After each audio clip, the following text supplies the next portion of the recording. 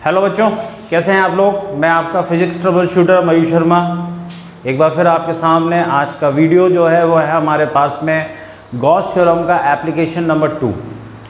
Gauss theorem के इस application number 2 में आज हम पढ़ने जा रहे हैं कि किस तरीके से हम एक plane non conducting sheet of charge की वजह से इलेक्ट्रिक फील्ड इंटेंसिटी कैलकुलेट करते हैं। तो पहले तो हमें यहाँ पर ये समझना है कि ये plane non conducting infinite sheet का क्या मतलब है। इनफाइनाइट का मतलब जिसका साइज इनफाइनाइट है, बहुत बड़ी है, ठीक है। और प्लेन शीट का मतलब क्या होता है, जैसे कि आप एक पेपर ले लीजिए और उस पेपर पे आपने क्या किया है, एक लेयर बना दी। जैसे आप किसी सरफेस पर क्या है, पेंट करते हैं, तो पेंट की एक पतली सी लेयर बन जाती है। ऐसे ही आपने पेपर लिया और उस पेपर पर आपने चार्ज को डिस्ट्रीब्यूट कर दिया। तो चार्ज यूनिफॉर्मली उसके ऊपर हमने डिस्ट्रीब्यूट किया। इस तरीके के डिस्ट्रीब्यूशन को हम 2 डायमेंशनल चार्ज डिस्ट्रीब्यूशन कहते हैं, जिसका नाम होता है surface charge distribution.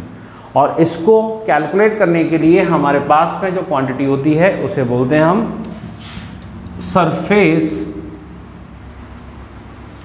Charge density. तो sigma is surface charge density. ये हमारे पास में plane infinite sheet of charge जिस पर एक लेयर है चार्ज की। एक लेयर चार्ज की तभी हो सकती है जब हमारी शीट नॉन कंडक्टिंग होती है, ठीक है। तो अगर ये हम मेटल की लेते हैं तो मेटल में लेने पर चार्ज यूनिफॉर्मली डिस्ट्रीब्यूट हो जाता है उसके पूरे सरफेस पर। अगर हम मेटल की, जैसे आपके पास में एल्युमिनियम फॉयल होती है जिसमें आप खाने को रैप करते हैं, लंच वगैरह लेके आते हैं या बाहर से खाना जब पैक होता है तो वो एल्युमिनियम फॉयल में रखते हैं। वो एल्युमिनियम फॉयल जो होती है वो मेटेलिक है। अब अगर उसको हम चार्ज देंगे तो चार्ज इधर और इधर यानी दोनों सरफेस पे होगा, यानी there will be 2 sheets, they will be considered as 2 sheets, यानी 2 सरफेसेस 2 शीट्स का काम करेंगी। तो इसलिए हमें यहाँ पर जो मटेरियल लेना है वो नॉन कंडक्टिंग लेना है, और नॉन कंडक्टिंग पर हम चार्ज को स्प्रेड करते हैं। तो वो हम अपनी मर्जी से करते हैं, वो अपने आप चार्ज मूव नहीं कर पाता क्योंकि नॉन कंडक्टर्स में फ्री इलेक्ट्रॉन्स नहीं होते। तो सबसे खास बात कि चार्ज यहाँ पर एक ही तरफ है, और ये जो शीट है यानी जो चार्ज है जो एक तरफ है, लेकिन इसका इफेक्ट लेफ़्ट और राइट दोनों तरफ होगा। अब हमें लेफ़्ट और राइट दोनों तरफ इलेक्ट्रिक फील्ड इंटेंसिटी को कैलकुलेट करना है। तो इस इलेक्ट्रिक फील्ड इंटेंसिटी को जब हम कैलकुलेट करना चाहते हैं तो हमारे पास में यहाँ पर 4 स्टेप्स होते हैं। सबसे पहले हम स्टेप 1 में हमारे पास में हमें क्या चाहिए, एक गॉसियन सरफेस। हमें ये गॉसियन सरफेस चाहिए। दूसरा हमारे पास में स्टेप 2 में हमें फ्लक्स चाहिए। फिर स्टेप 3 में हमें चार्ज चाहिए, और स्टेप 4 में हम इसे सब्स्टिट्यूट कर देते हैं, सब्स्टिट्यूशन इन गॉस थ्योरम। तो इन 4 इजी स्टेप्स को हम यूज़ करते हुए ये जो इलेक्ट्रिक फील्ड इंटेंसिटी है किसकी वजह से, इस शीट की वजह से, वो हम यहाँ निकालने जा रहे हैं। तो देखिए यहाँ पर ये हम जो देख पा रहे हैं ये एक शीट है, और इस शीट पर मैंने ये पॉजिटिव चार्ज जो है वो डिस्ट्रीब्यूट किया हुआ है। ये यूनिफॉर्मली डिस्ट्रीब्यूटेड है, यानी कि हर जगह पर चार्ज की जो डेंसिटी है वो सेम है।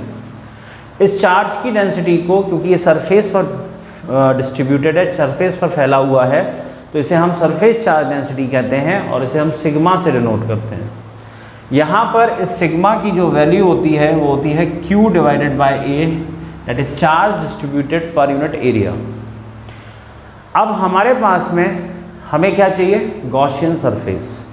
गॉसियन सरफेस को बनाते समय हमें 2 चीज़ों का ध्यान रखना है। ये सिमेट्री मेंटेन करना चाहिए, किसके रेस्पेक्ट में, शीट के रेस्पेक्ट में।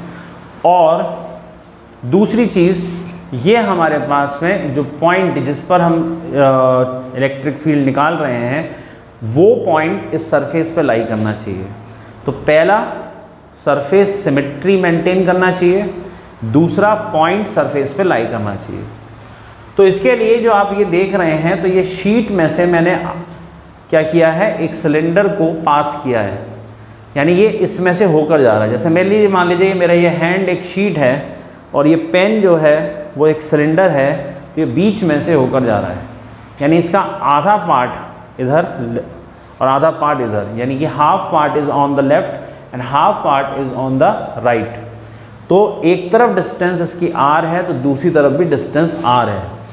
अब ये r डिस्टेंस ही क्यों ली, यानी कि इसकी टोटल लेंथ 2r हो गई, क्योंकि हम यहाँ पर ये चाहते हैं कि यहाँ पर ये कुछ, अब आपको लुक दिखाई दे रहा होगा कि यहाँ पर हमारे पास में ये डॉटेड लाइन यानी ये पीछे वाला हिस्सा है और ये वाला जो है ये आगे की तरफ है। तो ये हमारे पास में यहाँ पर एक पॉइंट हमने लिया है P, यहाँ पर एक पॉइंट लिया है P डैश। इन दोनों पॉइंट्स पर हमें इलेक्ट्रिक फील्ड और इलेक्ट्रिक फ्लक्स जो है वो कैलकुलेट करना है। पहले फ्लक्स कैलकुलेट करना है और फिर इलेक्ट्रिक फील्ड। तो we can consider the 3 surfaces, 2 flat surfaces, यानी 2 फ्लैट हैं और एक कर्व्ड सरफेस है, 3 सरफेस हैं। तो पहले सरफेस पर हम एरिया वेक्टर लेंगे।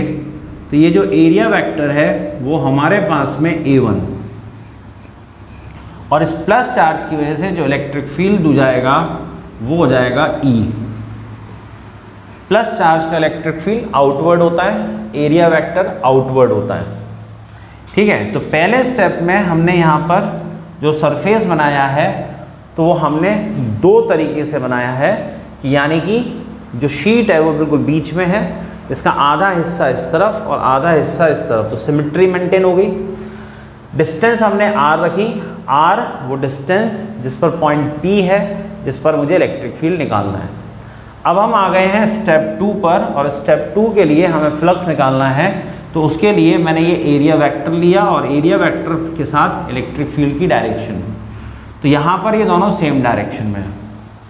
ऐसे ही जब हम यहाँ देखेंगे तो यहाँ पर भी ये इलेक्ट्रिक फील्ड, ये हमारे पास में एरिया वेक्टर, तो ये सिमेट्रिकल है। तो जितनी दूर ये है उतनी दूर ये है, तो जितना इलेक्ट्रिक फील्ड यहाँ होगा उतना इलेक्ट्रिक फील्ड यहाँ होगा। और ये दूसरा हमारे पास एरिया वेक्टर, ये भी कहाँ होगा, अवे। तो पॉजिटिव चार्ज का electric field away, area vector भी अवे। अब बचता है हमारे पास तीसरा सरफेस। तो इस तीसरे सरफेस के लिए हम यहाँ पर इसका जो एरिया ऑफ क्रॉस सेक्शन है सिलेंडर का वो A है, जो कॉमन एरिया है। तो यहाँ का एरिया बीच का, जिसमें से जो हमारा कहाँ से होकर जा रहा है, शीट में से जो होकर जा रहा है सिलेंडर के अंदर, जो एरिया एंक्लोज्ड है वो A है। और ऐसे ही तीसरे वाले सरफेस पर भी एरिया A है, और एक कर्व सरफेस पर एरिया वेक्टर जो है वो मैंने कहाँ ले लिया, नीचे। तो ये A3 हो गया। हम इसको ऊपर भी ले सकते थे, नीचे भी ले सकते हैं, और यहाँ पर इलेक्ट्रिक फील्ड की डायरेक्शन इसके लिए 90 डिग्री पर होगी। तो ये अब हम फ्लक्स निकालने जा रहे हैं, फिर हम चार्ज निकालेंगे और इसको सब्स्टिट्यूट करेंगे। तो ये 4 स्टेप आप याद रखिए, जिसमें से हम दूसरे स्टेप पर अभी काम कर रहे हैं। और पहला स्टेप हो चुका है और सेकंड स्टेप पे हम आ चुके हैं। थर्ड स्टेप में चार्ज और चौथे में फिर सब्स्टिट्यूशन। अब हमारे पास में यहाँ पर अगर हम देखेंगे तो टोटल फ्लक्स जो हम निकालना चाहते हैं, ठीक है, तो टोटल फ्लक्स हम जो निकालना चाहते हैं फाई, वो φ1 प्लस φ2 प्लस φ3 होगा।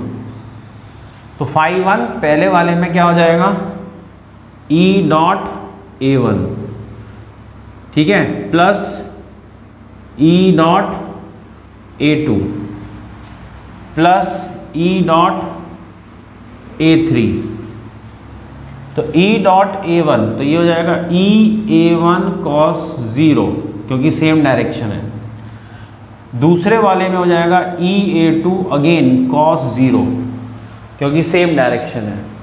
और तीसरे वाले में ये हो जाएगा E A3 cos 90। तो cos 90 की वैल्यू 0 होती है। cos 0 1, cos 0 1, तो ये हमारे पास हो जाएगा EA1 प्लस EA2।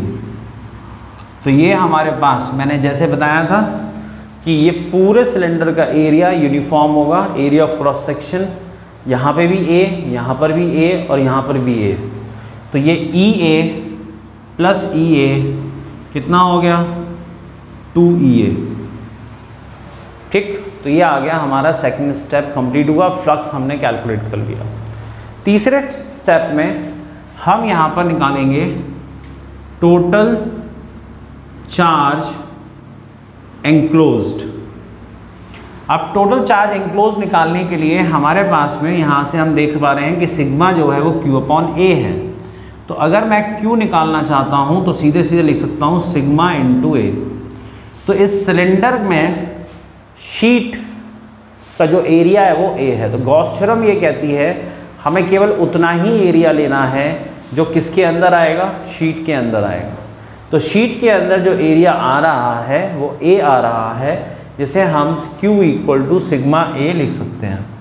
तो ये फर्स्ट इक्वेशन, ये हमारे पास में सेकंड इक्वेशन, और यहाँ पर हम लिख सकते हैं अब तो पहला स्टेप सरफेस, दूसरा फ्लक्स, तीसरा चार्ज, और चौथे में अब हम यहाँ पर लगा रहे हैं गॉस थ्योरम।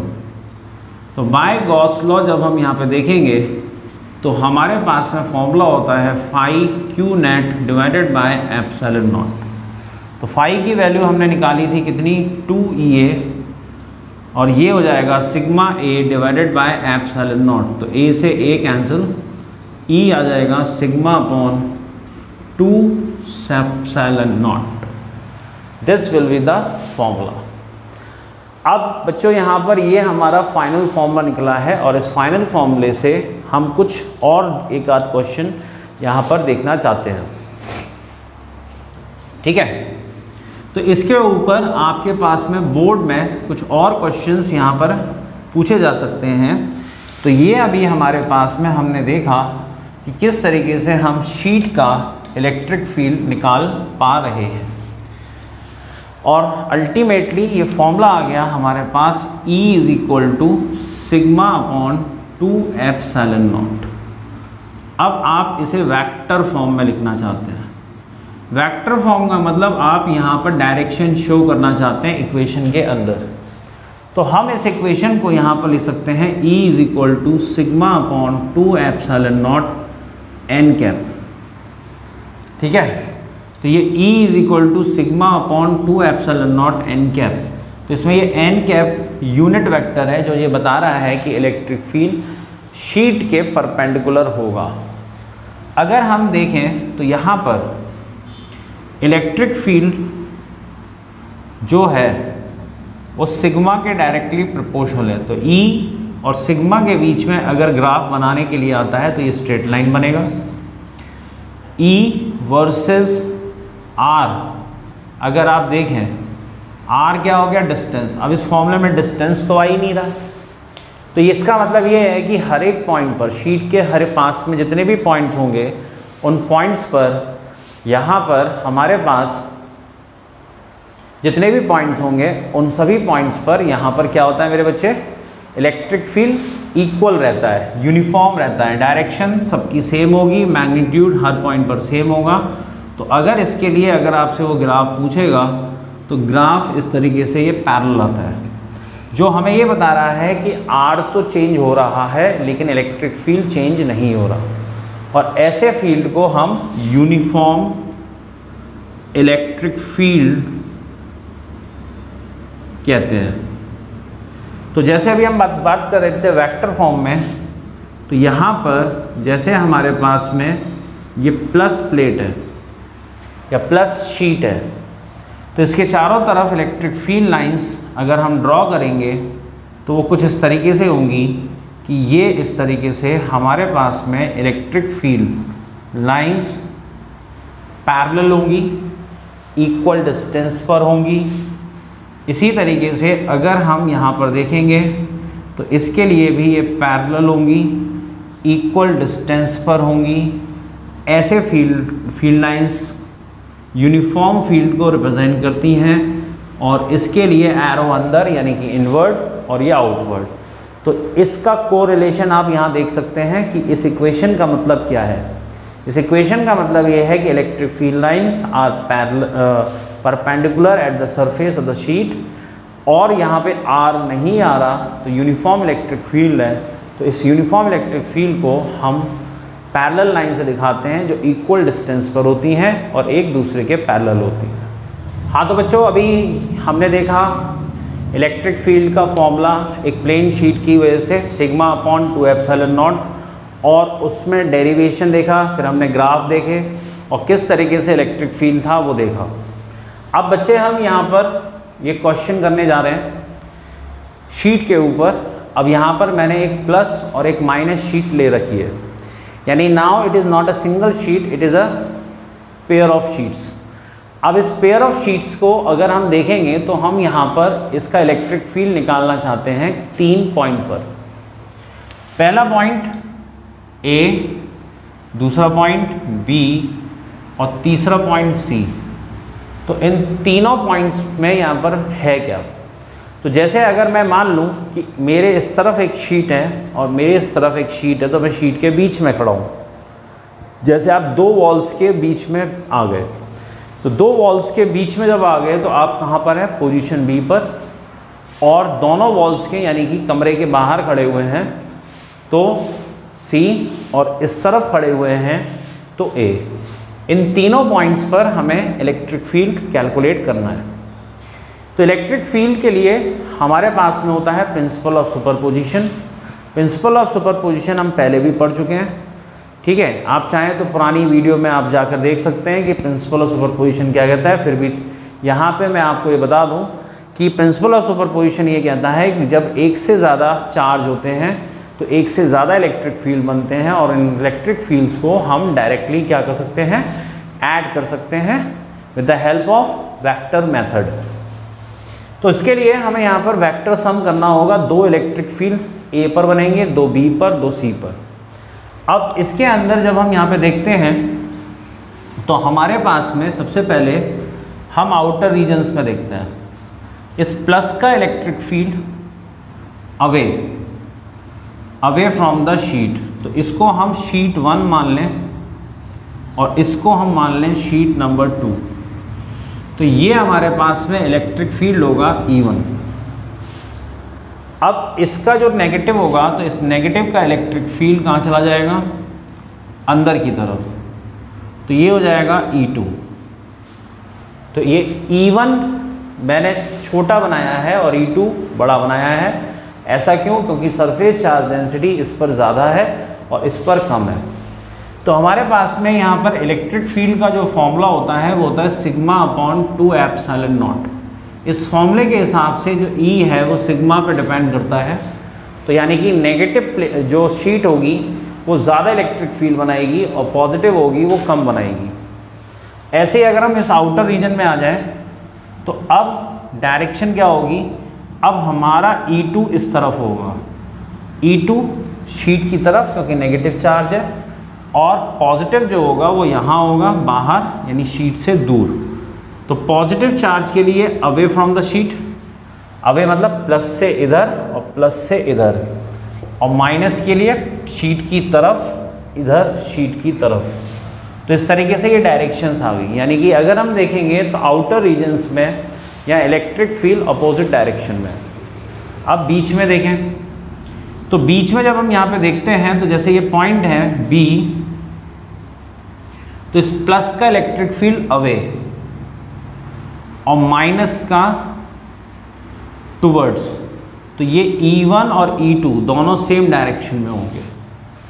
तो यहाँ पर हम अगर at point A and C देखना चाहते हैं तो यहाँ पे जो रिजल्टेंट इलेक्ट्रिक फील्ड होगा तो E2 माइनस E1 होगा, क्योंकि E2 is greater than E1 और दोनों अपोजिट हैं, इसलिए A माइनस B, मतलब यानी एक वेक्टर में से आप दूसरे वेक्टर को माइनस करेंगे। आउटर रीजन A और C में हमने क्या देखा, डायरेक्शन अपोजिट है।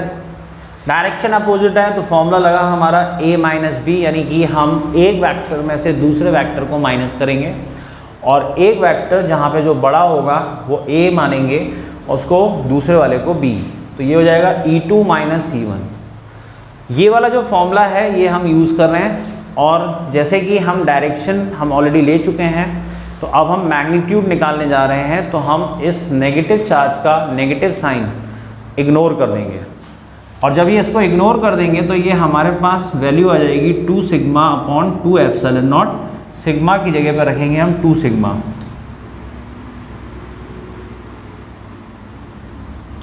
और फिर हम रखेंगे सिग्मा अपॉन 2 एप्सिलॉन नॉट दूसरे वाले शीट की। इसमें हमने एलसीएम ले लिया क्या, 2 epsilon not 2 sigma minus sigma, तो ये हो जाएगा सिग्मा अपॉन 2 एप्सिलॉन नॉट। और ये डायरेक्शन कहाँ होगी, टुवर्ड्स द शीट्स। ठीक है, टुवर्ड द शीट क्यों है, क्योंकि E2 बड़ा है, तो रिजल्टेंट फील्ड जो है वो E2 की तरफ आएगा। अगर हम देखें तो ये शीट E2 इधर है और E2 इधर है, तो हमने लिखा टुवर्ड द शीट। अगर हम इसको उल्टा कर देते, यानी कि ये 2 सिग्मा होता, ये माइनस सिग्मा होता, तो E1 बड़ा हो जाता, E2 छोटा हो जाता, मैग्नीट्यूड सेम रहता, लेकिन डायरेक्शन जो अब अंदर की तरफ है, it will be away from the sheet. अब हम आ जाते हैं कौन से पर, यानी कि एट पॉइंट बी, जो कहाँ लाई कर रहा है, दोनों शीट्स के बीच में। इसमें दोनों की डायरेक्शन सेम होने की वजह से, तो वेक्टर लॉ के हिसाब से हम इन दोनों को ऐड कर सकते हैं, E1 प्लस E2। यहाँ E1 की वैल्यू हमारे पास सिग्मा अपॉन 2 एप्सिलॉन नॉट होगी, और इसकी वैल्यू होगी 2 सिग्मा अपॉन 2 एप्सिलॉन नॉट। तो 2 एप्सिलॉन नॉट जो है वो हमारे पास में ये आ गया, और सिग्मा और 2 सिग्मा मिलाकर 3 सिग्मा, तो 3 सिग्मा अपॉन 2 एप्सिलॉन नॉट यहाँ पर हमारे पास वैल्यू आई। अब डायरेक्शन कहाँ होगी, जैसे कि दोनों यहाँ पर देखें तो प्लस से माइनस की तरफ, तो यानी कि फ्रॉम शीट 1 टू शीट 2, यानी कि ये हमेशा पॉजिटिव से नेगेटिव की तरफ होती है। यानी जब प्लस माइनस चार्ज दोनों रखे होते हैं तो डायरेक्शन हमेशा प्लस से माइनस की तरफ होगी। अगर ये प्लस होता, ये माइनस होता, तो डायरेक्शन इस तरफ आ जाती है। ठीक है बच्चों, तो आज के वीडियो में इतना ही है हमारे पास। ठीक है, तो आज हमने प्लेन शीट्स के लिए इलेक्ट्रिक फील्ड कैसे निकालते हैं वो हमने सीखा, उस पर न्यूमेरिकल्स भी किया। तो इसको अच्छे से तैयार करिए, बोर्ड के लिए बहुत इंपॉर्टेंट क्वेश्चन है। तब तक के लिए हमारे इस वीडियो को ज़्यादा से ज़्यादा लाइक करें, शेयर करें, सब्सक्राइब करें, और अगले वीडियो को देखना ना भूलें। Thank you.